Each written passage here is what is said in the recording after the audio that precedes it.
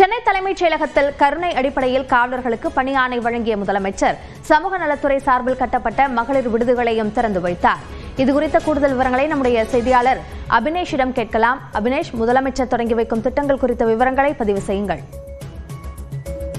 தமிழ்நாடு முதலமைச்சர் மு.க. ஸ்டாலின் தலைமைச் செயலகத்தில் பல்வேறு துறைகளுடைய திட்டங்களை துவங்கி வைத்து வருகிறார். அந்த நேரடி காட்சிகளை பார்க்கிறோம். குறிப்பாக காவல்துறை சார்பில் பணிக்காலத்தில் காலமான காவலர்களின் வாரிசுதாரர்களுக்கு கருணை அடிப்படையில் 115 நபர்களுக்கு தகவல் பதிவு உதவியாளர், காவல் நிலைய வரவேற்பாளர் பணியிடங்களுக்கான பணி நியமன ஆணைகளை வழங்கினார்.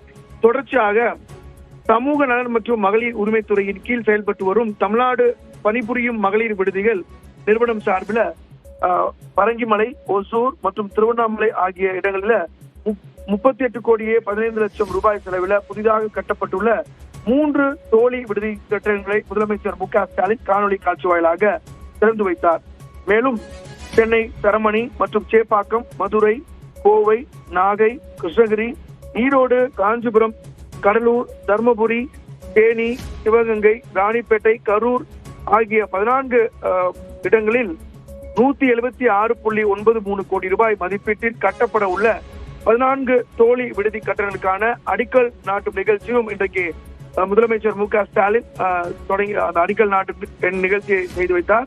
குறிப்பாக இந்த 14 மாவட்டங்கள்ல ஒரு தோழி விடுதியில 2000 படுக்கை வசதி கொண்ட 14 தோழி விடுதிகளை முதலமைச்சர் இன்றைக்கு அடிக்கல் நாட்டி தொடங்கி வைத்திருக்கிறார். பணிபுரியும் பெண்களுக்காக இந்த திட்டத்தை தமிழ்நாடு அரசு குறைந்த கட்டணத்துல செயல்படுத்தி வருகிறது.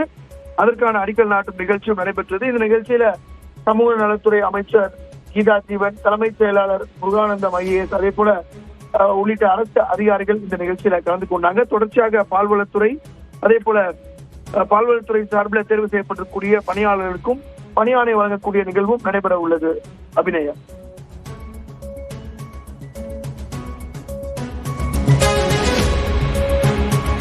பரங்கிமலை, ஓசூர், திருவண்ணாமலையில் தோழி மகளிர் விடுதிகள் திறந்து வைக்கப்பட்டிருக்கின்றன. இந்த புதிய தோழி விடுதிகள் மூலமாக பணியாற்றும் பெண்கள் பயன்பெறுவார்கள் என்று சொல்லப்படுகிறது. இது சார்ந்த விரிவான விவரங்களுக்கு நன்றி அபினேஷ்.